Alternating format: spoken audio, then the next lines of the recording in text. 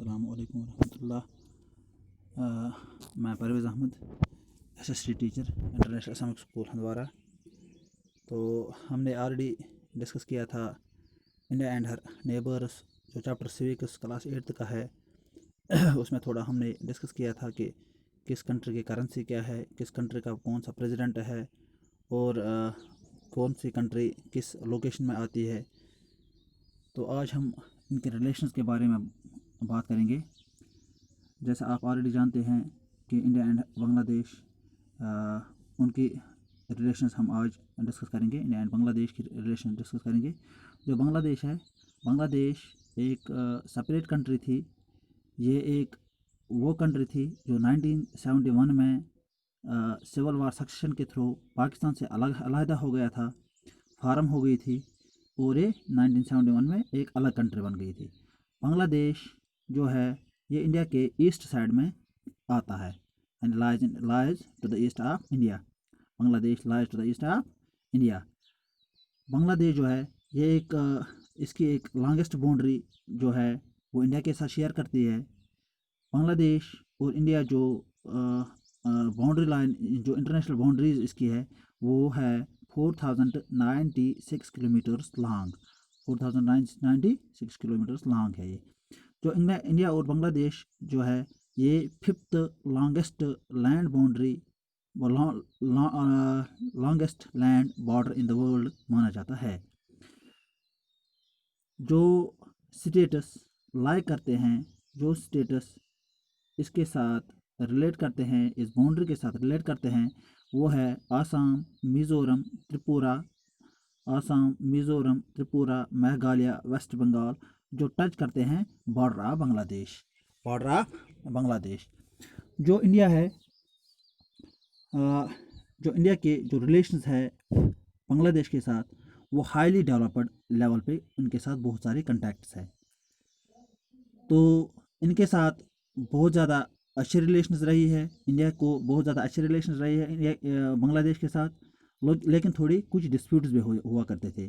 जैसे river dispute हुआ था, यानी रिवर गंगा डिस्प्यूट हुआ था। रिवर गंगा डिस्प्यूट हुआ था, डिस्प्यूट हुआ करता था। रिवर गंगा डिस्प्यूट हुआ करता था इनके साथ।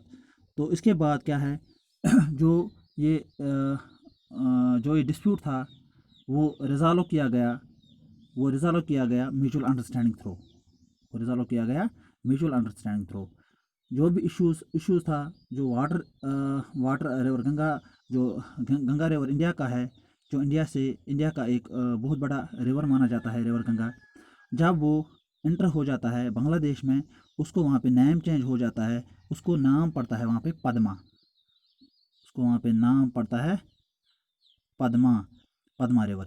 तो जो ये रिवर है, जब भी फ्लड्स आते थे, जब भी इंडिया में जब बारिशें ज़्यादा हो जाती थी, वो जो ये रिवर गंगा फ्लो हो जाता था बांग्लादेश में, वहाँ पे फिर फ्लड्स आ जाते थे। तो उसी पे वो कुछ इनके साथ डिस्प्यूट चलता था इनके साथ।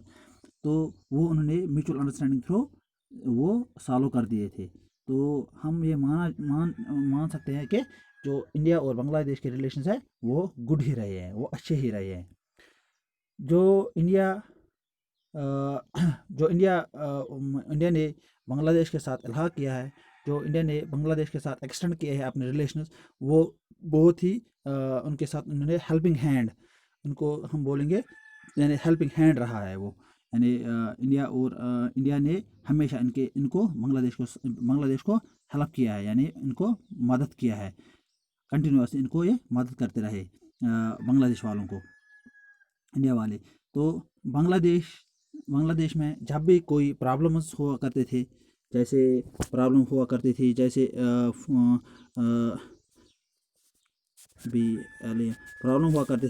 जैसे फ्लड्स आता था, यानी फ्लड्स जब आते थे, जब भी फ्लड्स आता था, यहाँ जब भी कोई ड्राफ्ट आता था, यहाँ जब भी कोई नेचुरल कैलेमिटी आती थी, जैसे कोई तूफान आता था, तो हमेशा इंडिया ने बांग्लादेश वालों को मदद किया है। हमेशा इनके मदद के लिए वो रहा है।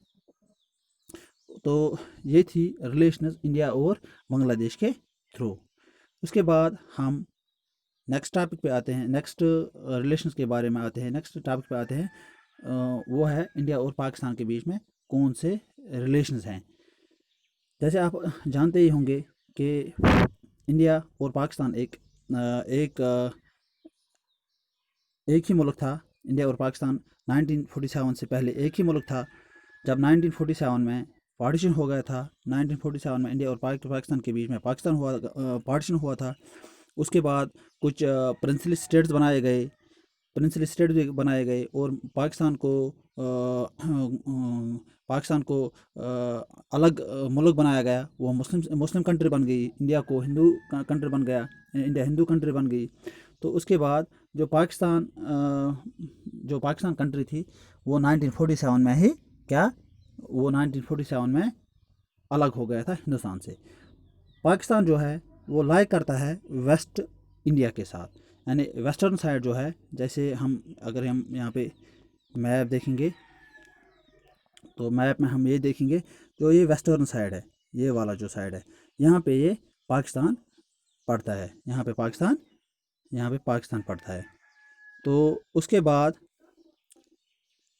जो यहाँ पे है ये पाकिस्तान है, वेस्टर्न साइड में आता है। ये पाकिस्तान वेस्टर्न साइड में आता है। तो जो हम लैंड बाउंड्री की बात करेंगे, लैंड बाउंड्री है 3323 किलोमीटर्स लॉन्ग इंटरनेशनल बॉर्डर इनके साथ, पाकिस्तान के साथ। यानी पाकिस्तान को जो भी स्टेट्स पाकिस्तान के साथ आते हैं वो कौन कौन से स्टेट्स हैं और वो कितने किलोमीटर्स में लॉन्ग इंटरनेशनल बाउंड्री है इनके पास, वो 3323 है। और जो इंडियन स्टेट्स है, जो हिंदुस्तान के कुछ स्टेट्स हैं, जैसे अभी भी डिस्प्यूट चल रहा है कि जम्मू कश्मीर अभी ये डिस्प्यूटेड टेरिटरी, पाकिस्तान वाले डिस्प्यूटेड टेरिटरी मान रहे हैं और इंडिया इसको इंटीग्रेटेड पार्ट ऑफ इंडिया मानते हैं। तो जम्मू कश्मीर भी इसमें आता है, स्टेट जम्मू कश्मीर आता है, गुजरात आती है, राजस्थान आता है, पंजाब आता है। ये इनके साथ इसकी बॉर्डर्स है। पाकिस्तान को इंडिया के साथ इन स्टेट्स से बॉर्डर्स मिलते हैं। तो जो पाकिस्तान और इंडिया है इनके बीच में बहुत सारे डिस्प्यूट्स हुआ करते थे। इनके साथ बहुत सारे डिस्प्यूट्स हुआ करते हैं। यानी डिस्प्यूट्स किस चीज़ पे होते थे, कौन कौन से डिस्प्यूट्स हुआ करते थे? बहुत सारे डिस्प्यूट्स हुआ करते थे। जैसे प्रॉपर्टी डिस्प्यूट था, जैसे और प्रॉपर्टी पे इसके डिस्प्यूट्स थे। यानी कौन से प्रॉपर्टी किसकी प्रॉपर्टी है, तो प्रॉपर्टी पे इसके डिस्प्यूट्स हैं। यानी जैसे डिस्ट्रीब्यूशन ऑफ रिवर वाटर, जो रिवर इंदस है उसमें उसका यूज़ जो है, उसके इस्तेमाल जो है वो किस तरह से इस्तेमाल करेंगे, वो कितना इस्तेमाल करना है, किस कंट्री को, इंडिया वालों को कितना इस्तेमाल करना है रिवर। जैसे आपने ऑलरेडी सुना होगा कि इंदस वाटर ट्रीटी एक साइन ट्रीटी हुआ करती थी। तो ट्रीटी हो गई थी इंडिया और पाकिस्तान के बीच में रिवर वाटर पे ही। तो उसमें उसको बोला गया कि कितने गैलन्स उसको वाटर छोड़ने हैं, इसको कितने गैलन्स वाटर लेने हैं। तो ये भी डिस्प्यूट, ये एक बड़ा डिस्प्यूट था। जैसे और भी बड़ा एक डिस्प्यूट है, जैसे कश्मीर डिस्प्यूट है। यानी कश्मीर का डिस्प्यूट है, जो कश्मीर डिस्प्यूट कश्मीर का बड़ा डिस्प्यूट है, जो आज तक 1947 से आज तक चला आ रहा है। तो ये कभी सालों भी नहीं होते हैं इसके बीच में। तो जो भी कंट्रीज़, बहुत सारे कंट्रीज़ इसको पीसफुली सॉल्व करने के लिए बोलते हैं, लेकिन ये इश्यूज़ कभी पीसफुली सॉल्व नहीं होते हैं। इनके इश्यूज़ कभी पीसफुली सॉल्व नहीं होते हैं। तो इसके बाद बहुत सारे अटेम्प्ट्स हो गए थे किस बारे में, कि हम ये इशू सॉल्व करेंगे, जो भी इश्यूज़ है ये हम थोड़े थोड़े सॉल्व करेंगे। उसमें कुछ एग्रीमेंट्स हो गए थे, जैसे शिमला एग्रीमेंट हुआ था। यानी शिमला शिमला एग्रीमेंट हुआ था। यहाँ लाहौर एग्रीमेंट हुआ था। इसी पे लाहौर एग्रीमेंट हुआ था कि लाहौर एग्रीमेंट हुआ था कि हम ये जो डिस्प्यूट्स हैं ये हम ख़त्म करेंगे। जैसे लाहौर एग्रीमेंट और शिमला एग्रीमेंट वाजपेयी और नवाज शरीफ के बीच में ये साइन हुआ था। ये इनाग्रेशन दिल्ली लाहौर और एक इनाग्रेशन इन्होंने डाली थी कि हम कैसे अपने रिलेशंस मजबूत करेंगे, स्ट्रांग करेंगे और पीसफुली ये सॉल्व करेंगे। इसमें एक इन्होंने एक कारवानी बस सर्विस अमन स्टार्ट किया था। Delhi Lahore bus service start किया था फरवरी 99 में, यानी फैब 99 में इन्होंने बस सर्विस स्टार्ट की थी। बस सर्विस लाहौर 1999 में लाहौर दिल्ली और लाहौर के बीच में बस सर्विस स्टार्ट की थी। और आगरा समिट इसमें हुआ था। ये जो डिस्प्यूट कम करने के लिए इन्होंने ये समिट्स बुलाए थे। इन्होंने ये डिस्प्यूट्स ख़त्म करने के लिए ये समिट्स बुलाए थे। जैसे आगरा समिट था, आगरा समिट हुआ था 2001 में, यानी 2001 में आगरा समिट हुआ था। तो इसके बाद क्या है, ये जो दोनों कंट्री थी ये सोचते थे कि हम ये डिस्प्यूट्स पीसफुली सॉल्व करेंगे, लेकिन आज तक ये जो इनका जो ये पूरा प्रोसेस था ये अब सारे वैन में चला गया, यानी ये सब ज़ाया हुआ है, क्योंकि ये दोनों कंट्रीज़ मुतफिक नहीं होते हैं ये जो प्रोसेस है, ये जो पॉलिसीज़ है ये सॉल्व करने में।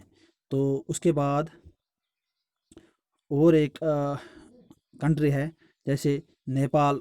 नेपाल भी एक कंट्री है। नेपाल के साथ इंडिया के कौन से रिलेशंस है, किस तरह के रिलेशंस है। जैसे आप ऑलरेडी जानते हैं, जो ये नेपाल है नॉर्थ ईस्ट इंडिया में आता है। मैप में दिखाऊंगा। ये जो ये हिस्सा है यहाँ पे नेपाल है, यहाँ पे नेपाल है। तो नेपाल नॉर्थ ईस्ट साइड में आता है। नेपाल नॉर्थ ईस्ट साइड में आता है, नॉर्थ ईस्ट साइड में आता है। जो ये कंट्री है ये लोकेट करता है हिमालयाज़ पे, जो बड़े बड़े पहाड़ हैं हिमालयज़ हैं नॉर्थ ईस्ट साइड में, ये नेपाल वहीं पे लोकेट करता है। जैसे आप ऑलरेडी जानते भी हैं कि सबसे बड़ा माउंटेन भी है इसमें, नेपाल में सबसे बड़ा माउंटेन भी है जिसको हम क्या कहते हैं, माउंट एवरेस्ट कहते हैं। तो नेपाल और इंडिया जो है इसकी जो इंटरनेशनल बाउंड्री है, इसकी जो इंटरनेशनल बॉर्डर्स हैं वो 1751 किलोमीटर्स लॉन्ग है, 1751 किलोमीटर्स लॉन्ग है। जो स्टेट्स आते हैं इसमें, इस इंटरनेशनल बॉर्डर में, इस इंटरनेशनल बाउंड्री पे, वो है बिहार, सिक्किम, उत्तर प्रदेश, उत्तराखंड, वेस्ट बंगाल। ये सभी बॉर्डर्स इस कंट्री से मिलते हैं। तो जो इंडिया और नेपाल है इनकी जो रिलेशंस रही है वो बहुत ही डेवलप्ड रिलेशंस रहे हैं, यानी बहुत ही डेवलप्ड रहे हैं, इनके रिलेशंस बहुत ही डेवलप्ड रहे हैं। उसके बाद जो नेपाल है, नेपाल ने मदद किया, नेपाल को इंडिया वालों ने इकोनॉमिक ग्रोथ पे मदद किया। इकोनॉमिक ग्रोथ पे इन्होंने इसको बहुत ही मदद किया है। इकोनॉमिक ग्रोथ पे इन्होंने इसको मदद किया। तो इतना ही नहीं बल्कि कुछ मटेरियल्स और कुछ टेक्निकल असिस्टेंस भी इनको दिए गए हैं। यानी जो नेपाल है, जो इंडिया है, इंडिया ने नेपाल वालों को कुछ कंस्ट्रक्शंस बना के दिए हैं, जैसे कंस्ट्रक्शन ऑफ रोड्स बनाए हैं। नेपाल में इंडिया वालों ने रोड्स बनाए हैं, ब्रिजेस बनाए हैं, उन्होंने इनको ब्रिजेस भी बना के दिए हैं। और इरिगेशन प्रोजेक्ट्स बनाए हैं वहाँ पे, इरिगेशन प्रोजेक्ट्स इनको बना के दिए हैं। तो कुछ इन्होंने कंट्रीब्यूट इनको किया है, जैसे 50 करोड़ इन्होंने दिए हैं इंडिया वालों ने नेपाल वालों को। करोड़ किस लिए दिए हैं, ये एक कंस्ट्रक्शन इंडिया वालों ने एक कंस्ट्रक्शन वहाँ पे किया है। उस कंस्ट्रक्शन का नाम था महिंद्रा राज, ये आपको याद रखना है, महिंद्रा राज महिंद्रा राजमर्ग, उस पर इन्होंने 50 करोड़ रुपीस सर्व किए हैं। महिंद्रा राजमर्ग 50 करोड़ रुपए इनको दिए हैं। तो जो इंडिया वाले थे, इन्होंने एक रेस्टोरेशन ऑफ डेमोक्रेसी वहाँ पे नेपाल में रेस्टोर किया, एक डेमोक्रेसी सिस्टम, एक डेमोक्रेसी सेटअप इन्होंने रिसेंटली वहाँ पे लॉन्च किया है। इन्होंने रिसेंटली वहाँ पे डेमोक्रेसी सेटअप किया है, रेस्टोर किया है, वो बढ़ाने के लिए। क्यों बढ़ाने के लिए? क्योंकि चांसेस जो कार्डिनल रिलेशंस थे उसमें से, उसके बढ़ने से ये जो डेमोक्रेटिक सेटअप था, क्योंकि इंडिया ऑलरेडी मानते हैं कि India is a democratic country. इन्होंने अब वहाँ पे भी यही प्रोसेस, नेपाल में भी यही प्रोसेस स्टार्ट किया, क्योंकि इनके डेमोक्रेटिक पर्सपेक्टिव्स अलग होते हैं। तो इन्होंने सोचा कि इससे हमें जो फॉरेन रिलेशंस है, जो कार्डियल रिलेशंस है, वो ज़्यादा से ज़्यादा बढ़ जाए इन दोनों मुल्कों के दरमियान। ये जो इंडिया वाले जो है, जो नेपाल वाले हैं, नेपाल को इंडिया वालों ने इंडिया में बहुत ही एक टूरिस्ट स्पॉट यहाँ पे खोल दिया है नेपाल वालों के लिए। ये तो पूरे वर्ल्ड के लिए है, लेकिन नेपाल वालों के लिए अलग से उन्होंने कुछ इसमें सेटअप्स किए हैं इंडिया वालों ने।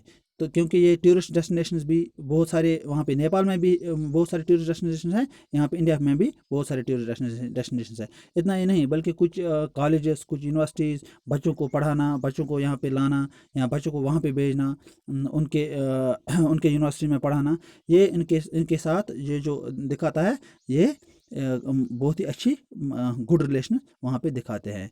तो हम फिर नेक्स्ट पे हम इंडिया और भूटान के बारे में देखेंगे, इंडिया और म्यांमार के बारे में देखेंगे, और भी कोई कंट्री होगी तो उसके बारे में देखेंगे। तो पहले आज इतना ही काफ़ी है। Thank you.